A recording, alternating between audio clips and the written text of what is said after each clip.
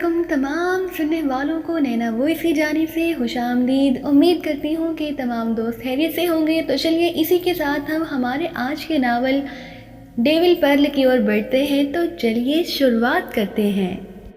روزی راسکل فطری طور پر بے حد دلیر لڑکی ہے اور اس مشن میں مجھے ایسے ہی دلیر ساتھی چاہیے، عمران نے قدرے گول مول جواب دیتے ہوئے کہا۔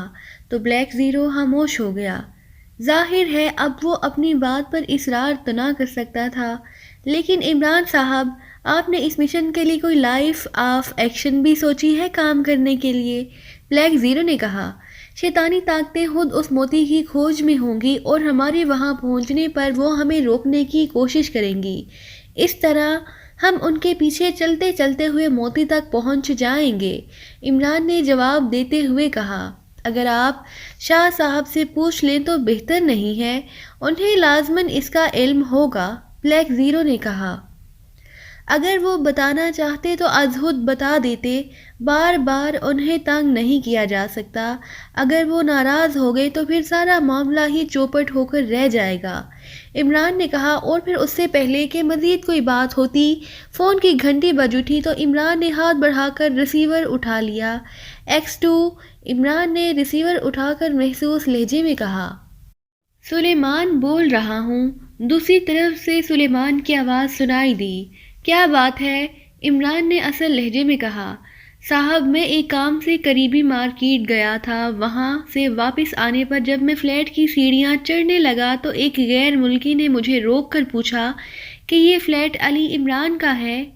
میرے ہاں کہنے پر اس نے کہا وہ ایکریمیا سے آپ کو ملنے آیا ہے، جس پر میں نے اسے بتایا کہ میں آپ کا باورچی ہوں اور آپ کا کچھ معلوم نہیں ہے کہ آپ کب واپس آئیں گے، جس پر اس نے کہا ٹھیک ہے، وہ کل پھر آئے گا اور آگے بڑھ گیا۔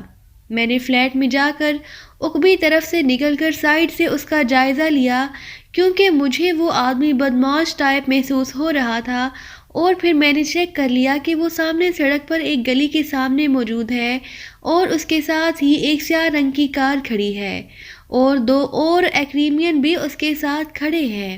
ان سب کی نظریں فلیٹ پر جمی ہوئی تھیں، چنانچہ میں پھر عقبی طرف سے واپس فلیٹ پر آیا اور اب آپ کو کال کر رہا ہوں، سلیمان نے باقاعدہ تفصیل بتاتے ہوئے کہا۔ کمال ہے، اب تو تم انتہائی تربیت یافتہ جاسوس بنتے جا رہے ہو، کیوں نہ تمہاری خدمات سیکرٹ سروس کے لیے ہائر کر لی جائیں، عمران نے مسکراتے ہوئے کہا۔ میں آپ کی طرح مفلس اور کلاش نہیں بننا چاہتا، اس لیے سوری، سلیمان نے جواب دیا اور اس کے ساتھ ہی رابطہ ختم ہو گیا۔ عمران نے مسکراتے ہوئے کریڈل دبایا اور ٹون آن ہونے پر نمبر پریس کرنے شروع کر دیے۔ رانا ہاؤس۔ رابطہ قائم ہوتے ہی جوزف کی آواز سنائی دی۔ علی عمران بول رہا ہوں جوزف، عمران نے کہا۔ یس باس، جوزف نے مؤدبانہ لہجے میں کہا۔ جوانا کو ساتھ لے کر میری فلیٹ پر جاؤ، وہاں 3 ایکریمین ایک کار سمیت فلیٹ کے سامنے سڑک پار گلی کے سرے پر کھڑے ہیں، وہ میرا انتظار کر رہے ہیں، انہیں تم نے اٹھا کر رانا ہاؤس لے آنا ہے اور پھر انہیں کرسیوں پر جکڑ کر مجھے اطلاع دینی ہے، اور اگر وہ نظر نہ آئیں تو عقبی طرف سے فلیٹ پر جا کر سلیمان سے پوچھ لینا، عمران نے کہا۔ یس باس، دوسری طرف سے کہا گیا۔ میں دانش منزل میں ہوں، عمران نے کہا اور ریسیور رکھ دیا۔ یہ کون لوگ ہو سکتے ہیں؟ کیا کوئی نیا مشن شروع ہو گیا ہے؟ بلیک زیرو نے کہا۔ فی الحال کچھ نہیں کہا جا سکتا، عمران نے جواب دیا، اور پھر تقریباً 1 گھنٹے بعد فون کی گھنٹی بج اٹھی تو عمران نے ہاتھ بڑھا کر ریسیور اٹھایا۔ X2، عمران نے محسوس لہجے میں کہا۔ جوزف بول رہا ہوں، باس سے بات کرنی ہے، دوسری طرف سے جوزف کی مؤدبانہ آواز سنائی دی۔ اچھا، عمران نے کہا اور پھر خاموش ہو گیا۔ ہیلو جوزف، کیا ہوا؟ چند لمحوں بعد عمران نے اپنی اصل آواز میں کہا۔ جوزف نے جس انداز میں بات کی تھی اس سے وہ سمجھ گیا کہ جوانا قریب موجود ہے، اس لیے اس نے چند لمحوں کی خاموشی کے بعد اپنی آواز میں بات کی تھی۔ بوس، یہ 3 نہیں 4 آدمی تھے، چاروں ایکریمین ہیں، ہم نے انہیں خود ہی چیک کر لیا تھا، اور پھر جوانا ان کے پاس جا کر ان سے باتیں کرنے لگا اور وہ انہیں خاص بات بتانے کے لیے گلی میں لے گیا، پھر وہاں ہم نے بے ہوش کرنے والی گیس فائر کر دی اور وہ چاروں بے ہوش ہو گئے، تو ہم نے گلی کے اندر لے جا کر انہیں کار میں ڈالا اور یہاں لے آئے، جوزف نے تفصیل بتاتے ہوئے کہا۔ ٹھیک ہے، میں آ رہا ہوں، عمران نے کہا اور ریسیور رکھا ہی تھا کہ اس کی کلائی پر موجود واچ ٹرانسمیٹر سے کال آنا شروع ہو گئی۔ اس نے نظر ڈالی تو ایک ہندسہ تیزی سے جل بجھ رہا تھا۔ عمران نے سامنے میز پر پڑے ہوئے ٹرانسمیٹر پر اپنی محسوس فریکوینسی ایڈجسٹ کر دی تو اس سے سیٹی کی آواز نکلنے لگی۔ عمران نے گھڑی کا بٹن دوبارہ محسوس انداز میں پریس کر کے اس میں موجود ٹرانسمیٹر کو آف کر دیا اور پھر ہاتھ بڑھا کر اس نے بڑے ٹرانسمیٹر کو آن کر دیا۔ Hello hello, tiger calling over, دوسری طرف سے ٹائیگر کی آواز سنائی دی۔ Yes Ali Imran attending you over, Imran نے جواب دیتے ہوئے کہا۔ بوس، میں نے روزی راسکل کے بارے میں معلوم کیا ہے، وہ اپنے کسی ذاتی کام کے لیے ویلنگٹن گئی ہوئی ہے اور اس کی واپسی کا بھی کسی کو علم نہیں ہے، اوور، ٹائیگر نے کہا۔ کیا آج اس نے تمہیں فون کیا تھا، اوور، عمران نے پوچھا۔ نہیں باس، وہ روزانہ تو فون نہیں کرتی، دوسرے تیسرے روز فون کرتی ہے، اوور، ٹائیگر نے کہا۔ ٹھیک ہے، پھر تم تیار رہنا، اوور اینڈ آل، عمران نے کہا اور ٹرانسمیٹر آف کر دیا۔ آپ کا خیال تھا کہ ٹائیگر غلط بیانی کر رہا ہے، بلیک زیرو نے کہا۔ ہاں، اس روزی راسکل سے وہ واقعی الرجک ہے، اس لیے میرا خیال تھا کہ ہو سکتا ہے کہ اس نے یہ چکر چلایا ہو، عمران نے مسکرا کر اٹھتے ہوئے کہا اور بلیک زیرو نے بھی اٹھتے ہوئے اثبات میں سر ہلا دیا۔ آپ مجھے بتائیں گے کہ ان ایگریمنٹس کا کیا سلسلہ ہے، بلیک زیرو نے کہا تو عمران نے اثبات میں سر ہلا دیا اور پھر تھوڑی دیر بعد اس کی کار تیزی سے رانا ہاؤس کی طرف بڑھتی چلی جا رہی تھی۔ اس کے ذہن میں بلیک زیرو کی بات گھوم رہی تھی کہ اتنے بڑے جزیرے میں وہ اس چھوٹے سے موتی کو کہاں اور کیسے تلاش کرے گا۔ گو اس نے بلیک زیرو کو تو جواب دے دیا تھا، لیکن وہ خود اس جواب سے مطمئن نہ تھا، اور پھر اس نے یہ سوچ کر اس خیال کو جھٹک دیا کہ اس بارے میں کوئی گائیڈ لائن لیے بغیر اس کا جزائر سلیمان پر جانا حماقت ہوگا، اس لیے وہ جانے سے پہلے سید چراغ شاہ صاحب سے مل کر ان سے کوئی نہ کوئی اشارہ حاصل کرے گا۔ رانا ہاؤس پہنچ کر وہ سیدھا بلیک روم میں گیا۔ وہاں کرسیوں پر 4 ایکریمین راڈز میں جکڑے ہوئے تھے۔ وہ اپنے چہرے، حد و حال اور جسمانی ڈیل ڈول کے لحاظ سے واقعی غنڈے دکھائی دے رہے تھے۔ یہ کون ہے ماسٹر؟ جوانا نے عمران کے اندر داخل ہوتے ہی کہا۔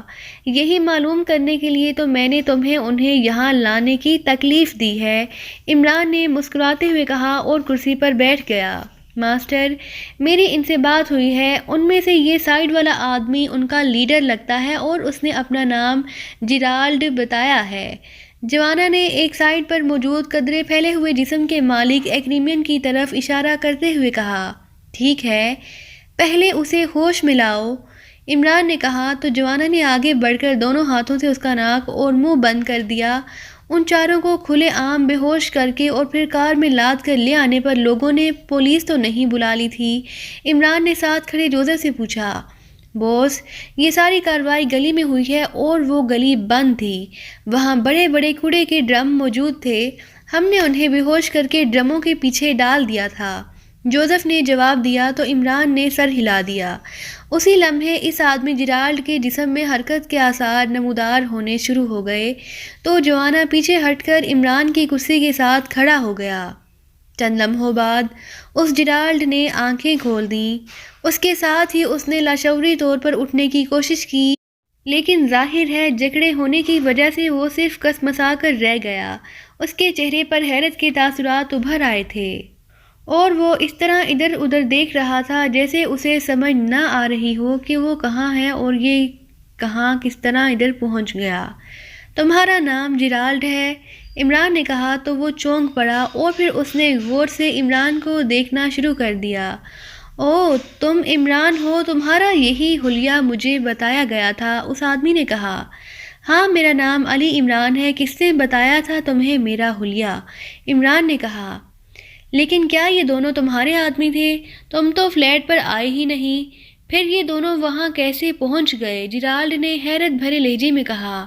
میرے باورچی نے فون پر مجھے تمہارے وہاں موجود ہونے کی اطلاع دی تھی، اس لیے میں نے انہیں وہاں بھیج دیا، عمران نے کہا تو جیرالڈ بے اختیار ایک طویل سانس لے کر رہ گیا۔ او، میرے ذہن میں واقعی یہ بات نہ آئی تھی، بہرحال تم ہمیں چھوڑ دو ورنہ ہمارے باقی ساتھی تمہارا عبرتناک حشر کر دیں گے۔ جیرالڈ نے اس بار سنبھلے ہوئے لہجے میں کہا، یہ بتاؤ کہ تمہیں یہاں کس نے بھیجا ہے اور کیوں؟ عمران نے پوچھا، ہم تو تمہیں جانتے ہی نہیں اور میں تو تمہیں دیکھ ہی پہلی بار رہا ہوں، جیرالڈ نے کہا۔ جوانا، عمران نے گردن موڑے بغیر کہا، یس ماسٹر۔ جوانا نے فوراً جواب دیا، اس کی ایک آنکھ نکال دو۔ عمران نے سرد لہجے میں کہا، یس ماسٹر۔ جوانا نے کہا اور جارحانہ انداز میں آگے بڑھنے لگا، رک جاؤ، یہ تم کیا کر رہے ہو، رک جاؤ۔ جیرالڈ نے یکلخت چیختے ہوئے کہا، لیکن دوسرے لمحے اس کے حلق سے نکلنے والی کربناک چیخوں سے کمرہ گونج اٹھا۔ جوانا نے بڑے جارحانہ انداز میں نیزے کی طرح کھڑی انگلی اس کی آنکھ میں گھسیٹ دی تھی اور پھر انگلی نکال کر اس نے بڑے اطمینان سے اسے جیرالڈ کے لباس سے ہی صاف کیا اور پیچھے ہٹ گیا۔ جیرالڈ اب اس طرح دائیں بائیں سر مار رہا تھا جیسے اس کی گردن میں کسی نے مشین فٹ کر دی ہو۔ اب اگر تم اندھا نہیں ہونا چاہتے تو سب کچھ بتا دو، عمران نے انتہائی سرد لہجے میں کہا۔ میں بتا دیتا ہوں، مجھے اندھا مت کرو، جیرالڈ نے یکلخت ہذیانی انداز میں کپکپاتے ہوئے کہا۔ میں صرف 3 تک گنوں گا، اگر تم نے تفصیل بتانا شروع نہ کی تو گنتی ختم ہوتے ہی تمہاری دوسری آنکھ بھی نکال دی جائے گی، عمران نے انتہائی سرد لہجے میں کہا اور اس کے ساتھ ہی اس نے گنتی شروع کر دی۔ میرا نام جیرالڈ ہے اور میرا تعلق ایکریمیا کے سب سے بڑے خفیہ سینڈیکیٹ بلیک ڈوم سے ہے۔ میں والنگٹن میں رہتا ہوں اور مجھے حکم دیا گیا کہ میں اپنے ساتھیوں سمیت پاکیزہ جاؤں اور وہاں رہنے والے ایک آدمی علی عمران کو ہلاک کر دوں۔ میں اور میرے ساتھی بلیک ڈوم کے مرڈرر گروپ سے تعلق رکھتے ہیں اور کسی کو ہلاک کرنا ہمارے لیے کبھی کوئی مسئلہ نہیں رہا۔ مجھے ایک حلیہ بھی بتا دیا گیا اور ساتھ ہی ایک فلیٹ کا ایڈریس بھی، اور بتایا گیا تھا کہ ہمارا ٹارگٹ اس فلیٹ میں رہتا ہے۔ چنانچہ ہم یہاں آ گئے۔ ہم نے یہاں آ کر اس فلیٹ کو چیک کیا تو اس پر تالا لگا ہوا تھا۔ پھر ایک آدمی ہمیں اس فلیٹ پر جاتا ہوا نظر آیا لیکن اس کا حلیہ ٹارگٹ سے مختلف تھا۔ میں نے اس سے بات کی تو اس نے بتایا کہ وہ ٹارگٹ کا باورچی ہے اور ٹارگٹ کہیں گیا ہوا ہے، اس کی واپسی کا کچھ پتہ نہیں۔ چنانچہ ہم ٹارگٹ کے انتظار میں سڑک کی دوسری طرف ایک گلی کے سرے پر کھڑے ہو گئے۔ ہم ٹارگٹ کا انتظار کر رہے تھے کہ ایک بڑی سی کار وہاں آ کر رکی۔ اس میں سے ایک ایکریمین جس نے اپنا نام جوانا بتایا اتر کر ہمارے پاس آ گیا، اس کے ساتھ ہی دوسرا افریقی حبشی بھی تھا۔ جوانا نے ہمارے ساتھ گفتگو شروع کی اور اس نے بتایا کہ وہ ایکریمیا کے انتہائی معروف پیشہ ور قاتل گروپ ماسٹر کلرز کا رکن ہے۔ پھر یہ ہمیں باتیں کرتے ہوئے گلی میں لے گئے اور پھر اچانک ان دونوں نے ہم پر حملہ کر دیا۔ حملہ اس قدر اچانک اور بھرپور تھا کہ ہم سنبھل ہی نہ سکے اور بے ہوش ہو گئے۔ اب جب مجھے ہوش آیا ہے تو میں اور میرے ساتھی یہاں موجود ہیں۔ جیرالڈ نے اس طرح بولنا شروع کر دیا جیسے کوئی ٹیپ ریکارڈر آن ہو جاتا ہے۔ کون ہے اس بلیک ڈوم سینڈیکیٹ کا سربراہ؟ عمران نے پوچھا۔ اس کا نام جیری بتایا جاتا ہے اور بس، اسے آج تک کسی نے نہیں دیکھا۔ اسے عام طور پر جیری ڈوم کے نام سے پکارا جاتا ہے اور کہا جاتا ہے کہ یہ سینڈیکیٹ پوری دنیا پر چھایا ہوا ہے اور دنیا بھر میں جتنے بڑے جرائم ہوتے ہیں ان کے پیچھے بلیک ڈوم کا ہاتھ ہوتا ہے، جیرالڈ نے جواب دیا۔ کوئی تو ایسا ہوگا جو سامنے رہتا ہوگا، عمران نے کہا۔ ہاں، ناراک میں ایک کلب ہے جس کا نام بلیک ڈوم کلب ہے۔ یہ بہت بڑا کلب ہے اور اس کا مینیجر کارسن ہے، جسے بلیک کارسن کہا جاتا ہے۔ یہ شخص انتہائی درجے کا ظالم، سفاک، مارشل آرٹ کا ماہر اور بے شمار لوگوں کا قاتل ہے، اور کہا جاتا ہے کہ چونکہ اس کی پشت پر جیری ڈوم کا ہاتھ ہے اس لیے پوری دنیا پر اس کا رعب و دبدبہ قائم ہے۔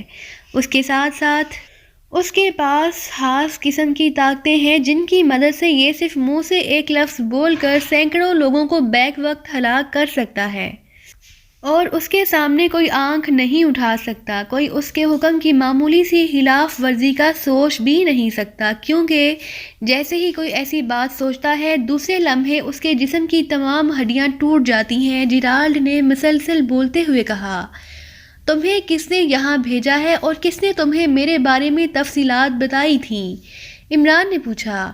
بلیک ڈوم میں ہمارے مرڈرر گروپ میں بے شمار سیکشن ہیں۔ ہمارے سیکشن کا نام بلیک ڈیتھ ہے اور ہمارا انچارج بلیک ماسٹر ہے، جو بلیک ماسٹر نامی کلب کا مالک اور جنرل مینیجر ہے۔